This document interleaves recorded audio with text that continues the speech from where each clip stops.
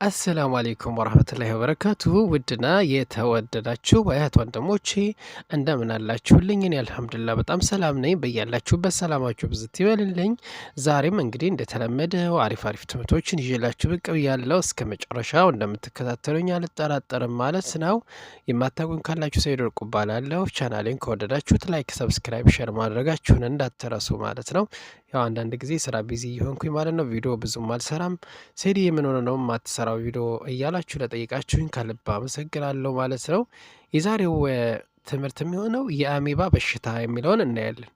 የአሜባ በሽታ የተለያዩ የሰውነት ክፍሎችን የሚያጠቃ ረቂቅ ጥገኛ ተህዋሲያን ነው ማለት ነው።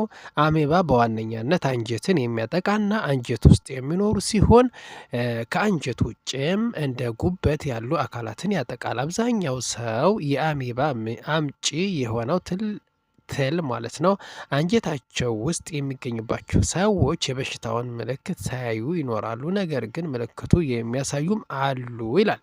መንስኤውን ሲናይ ማለት ነው አሜባ ኢንታሜባ ሂስቶሎቲካ በተባለ አሜባ አምጪ በሆነ ጥገኛ ትላትል ይከሰታል ማለት ነው። በሽታው እንዴት ይይዘናል የሚለውን እስኪኔው የተበከለ ውሃና ምግብ ዋና መተላለፊያ መንገዶች ናቸው። ከሰገራ ጋር ከተወሰነ ከወጣ በኋላ ለሳምንታት ምንም ሳይሆን የመቆየት ችሎታ ያለው ሲሆን ያልበሰሉ ምግቦች በተለይም አትክልት መመገብ ለበሽታው ያጋልጣል ማለት ነው። ብዙ ጊዜ እንግዲህ ያልበሰሉ ነገሮች የሚባሉት ለምሳሌ ቲማቲም እና አንዳንድ ነገሮችን ቆራርጣችሁ ዝም ብላችሁ የምትበሉት ከሆነ ጥሩ አይሆንም። ሎሚ ብትጨምሩ የተሻለ ይሆናል። ያለበለዛ ደግሞ ትንሽዬ ቲማቲሙን ከቆራረጣችሁት በኋላ ከቃሪያ ጋር ከተለያየ ነገር ጋር ከቀላቀላችሁ በኋላ ለብ አድርጋችሁ ትንሽዬ በሆነ ነገር ሞቅ ብታደርጉት አሪፍ ይሆናል ማለት ነው። ወደ ትምህርታችን እንሂድ። ምልክቶቹ ምንድን ናቸው?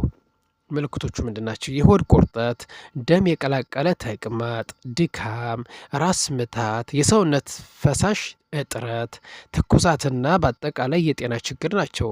አንጀት ውስጥ የነበሩ አሜባ በደም አማካኝነት ተሰራጭቶ ጉበትን ሊያጠቃ ይችላል ይላል። ጉበት ውስጥ ከገባ በኋላ መግል ይፈጥራል። በቀኙ የላይኛው የሆድ ክፍል የሚሰማ ህመም እና ትኩሳት ዋናዎቹ መገለጫዎች ናቸው ይለናል። ምንም እንኳን በሽታው ከአንጀት ቢነሳም ተቅማጥ የሚታየው በጣም ጥቂት በሽተኞች ላይ ነው።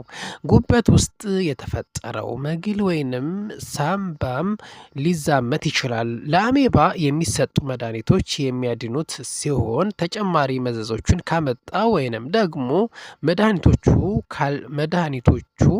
ካላዳኑት ማለት ነው ኦፕሬሽን መሰራት ሊያስፈልግ ይችላል ማለት ነው።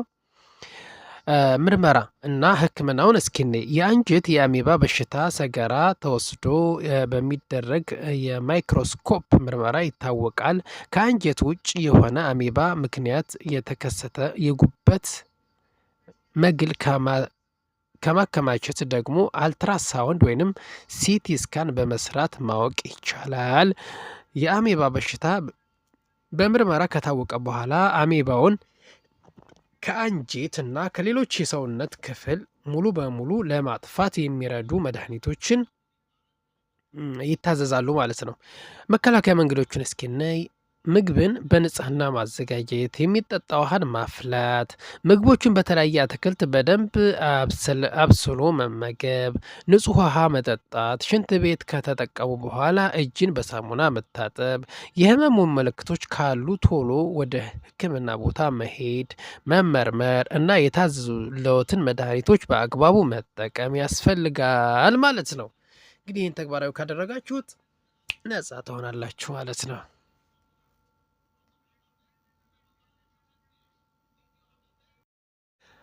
ሌላው የምናየው በተደጋጋሚ በሆድ ጥገኛ ትላትል እጠቃለሁ ምን ይሻላል ላላችሁት፣ የሆድ ጥገኛ ትላትሎች በየትኛውም እድሜ ክልል የሚከሰት ሲሆን በዋናነት ክብ እና ጠፍጣፋ በመባል በሁለት ይከፈላሉ። የሆድ ጥገኛ ትላትሎች ወደ ሰውነት የሚገቡ በቆዳ በአፍንጫ እና በአፍ በኩል በእንቁላል መልክ ሲሆን ወደ ሰውነታችን ከገቡ በኋላ በአንጀታችን ላይ ይራባሉ ማለት ነው። ለሆድ ጥገኛ ትላትል መንስኤዎች ለሆድ ጥገኛ ትላትል መንስኤዎች በንጽህና ያልተዘጋጀ ምግቦችን መመገብ፣ የተበከለ ውሃ መጠጣት፣ የተበከለ ውሃን ለምግብ ማብሰያነት መጠቀም፣ በደንብ ያልበሰለ ምግብ መመገብ፣ በባዶ እግር መሄድ፣ የአካባቢ ንጽህናን አለመጠበቅ፣ የግል ንጽህናን አለመጠበቅ፣ የበሽታ መከላከል አቅም መቀነስ፣ በጥገኛ ትላትሎች ከተያዙ የቤት እንስሳ ጋር መኖር። ምልክቶቹን ስናይ የሆድ ድርቀት ወይንም ተቅማጥ፣ የምግብ ፍላጎት መቀነስ፣ አልፎ አልፎ መጨመር፣ ማቅለሽለሽና ማስመለስ፣ የሆድ ህመም፣ ቁርጠት፣ በሰገራ ላይ የሆድ ጥገኛ ትላትሎች መታየት፣ የሆድ መነፋት እና ጋዝ መብዛት፣ በፊንጢጣ ወይንም ብልት ዙሪያ ማሳከክ። የሆድ ጥገኛ ትላትሎችን መከላከያ መንገዶች ምንድን ናቸው? እስኪ የሆድ ጥገኛ ትላትሎችን መከላከያ መንገዶች ምንድን ናቸው? ፍራፍሬዎች ከመመገብ በፊት በደንብ ማጠብ፣ ከመመገብ በፊት ምግብን በደንብ ማብሰል፣ ፈልቶ የቀዘቀዘ ወይንም የተጣራ ውሃ መጠቀም፣ የግልና የአካባቢ ንጽህና መጠበቅ።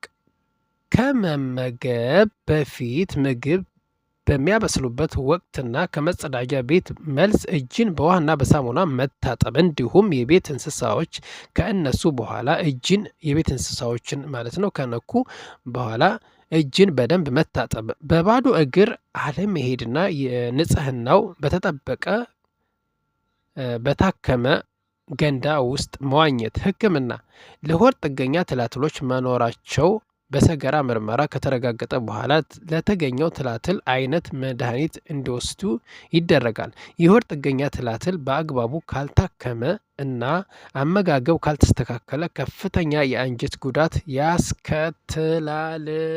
ስለዚህ እንደ ቀላል ማየት የለባችሁ፣ በጣም ከባድ ነው። እሺ በስከ መጨረሻ የምናየው በጣም የምትወዱት ማለት ነው ቃሪያ ለጤና ያለው ጥቅም። በምድራችን ላይ ከ200 በላይ የተለያዩ አይነት የቃሪያ አይነቶች አሉ። ቃሪያ ውስጥ ያለው ዋናው ንጥረ ነገር ካፕሲን ይባላል። ይህ ንጥረ ነገር ለልብ፣ ለደም ግፊትና ለመተንፈሻ አካላት ጤና ይጠቅማል። በተጨማሪም ቃሪያ የተለያዩ ቪታሚኖችን በውስጡ ስለያዘ ቃሪያን ብሉ ብለን እንመክራለን። የቃሪያ ጥቅሞችን እስኪንይ፣ ጉንፋን ወይንም ሳይነስ ይከላከላል። በተለምዶ ጉንፋን የያዘውን ሰው ቃሪያ ብላ ወይንም የሚያቃጥል ነገር ብላ ይባላል። ይህ ነገር ሳይንስም ይደግፈዋል። ቃሪያ ውስጥ ያለው ካፕሲን አፍንጫ ውስጥ ያለውን ሚውክስ ሜምብሬን ያነቃቃል። አፍንጫችን ውስጥ ያለው የደም ዝውውር በማፋጠን ከአፍንጫችን የሚወጣውን ፈሳሽ እንዲቀጥን ያደርገዋል ማለት ነው። ይህ ማለት ከጉንፋን ወይንም ሳይነስ በሽታ ቶሎ እንድናገግም ይረዳናል ማለት ነው። የበሽታ መከላከል አቅማችን ያሳድጋል። ቃሪያ በውስጡ ከያዛቸው ቪታሚኖች ዋናው ቪታሚን ሲ ነው። ቪታሚን ሲ ሰውነታችን ራሱን ከበሽታ እንዲከላከልና ጤናኛ ሁነን እንድንቆይ ይረዳናል። በተጨማሪም ቃሪያ ጸረ ባክቴሪያ የመሆን ባህሪ አለው። በዚህ ምክንያት በሰውነታችን ውስጥ በተለያየ ምክንያት የተፈጠሩ ፍሪ ራዲካል የሚባሉትን ጎጂ ነገሮችን ያጸዳል ማለት ነው። ቃሪያ መብላት ያነቃቃል። ቃሪያ ውስጥ ያለው ካፕሲን የተባለው ንጥረ ነገር ማለት ነው ሰውነታችን ኢንዶርፊን የተባለውን ሆርሞን እንዳመነጭ ያደርጋል። ይህ ሆርሞን ጥሩ ስሜት እንዲሰማንና ደስተኛ እንድንሆን ያደርጋል ማለት ነው። እይታችንን ያስተካክላል። ቃሪያ ቪታሚን ኤ እና ሲ በውስጡ ይይዛል ማለት ነው። ቪታሚኖች አይናችን ጤና ይጠብቃሉ። በተጨማሪም እንደ ሞራ ያሉ የአይን ችግሮችን ይከላከላል ማለት ነው። ቃሪያ ለፀጉራችንና ለጤናችን ይጠቅማል። ቃሪያ መብላት ቆዳችን ጤነኛ እና ጥሩ ወዝና ያለው እንዲሆን ይረዳል ማለት ነው። ቪታሚን ሲ የተጎዱ የቆዳችን ሴሎች እንዲጠገኑ እና የቆዳችን መሸብሸብ እንዲቀንስ ይረዳል። በተጨማሪም ቃሪያ በሰውነታችን ውስጥ የሚፈጠረውን መቆጣትና እብጠቶችን ስለሚቀንስ ብጉርንም ይከላከላል ማለት ነው። ቃሪያ አንታይ ኢንፍላማቶሪ ሰውነታችን ውስጥ ከውስጡም ሆነ ከውጭ እብጠትን ወይንም መቅላት ወይንም መቆጣት ይከሰታል። ይህ ኢንፍላሜሽን ይባላል። ቃሪያ በቪታሚን ሲ የበለጸገ ስለሆነ ይህ ችግር እንዳይከሰት ያደርጋል ማለት ነው። ከተከሰተም ቶሎ እንዲድን ትልቅ ሚና ይጫወታል።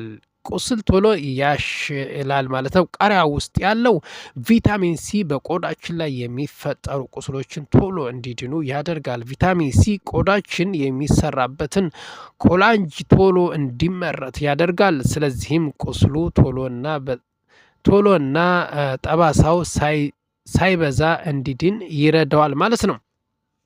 ቃሪያ ለልብ ይጠቅማል። ቃሪያ ካፕሲን ስላለው ለልባችን ጤና የተለያዩ ጥቅሞች ይሰጣል። በደማችን ውስጥ ያለውን የኮሌስትሮል መጠን ያስተካክላል። በደም ቧንቧችን ውስጥ የተጠራቀመውን ኮሌስትሮል ይቀንሳል። በተጨማሪም በሰውነታችን ውስጥ ያለውን የደም እንቅስቃሴ ያሻሽላል። ይህም በልባችን ላይ ያለውን ጫና ይቀንሳል ማለት ነው። ቃሪያ በውስጡ ብዙ ካልሽየም ይይዛል። ቃሪያው በውስጡ ብዙ ካልሽየም እና ቪታሚን ኬ ስላለው ለአጥንታችን እና ለጥርሳችን ጤና ይጠቅማል። በአደጋ ጊዜ የሚደርሰውን የደም መፍሰስም ይቀንሳል ማለት ነው። ስለዚህ ማሳሰቢያ፣ በአንድ ጊዜ ብዙ ቃሪያ መብላት የቆዳ እና የጨጓራ ችግር ሊያመጣ ይችላል።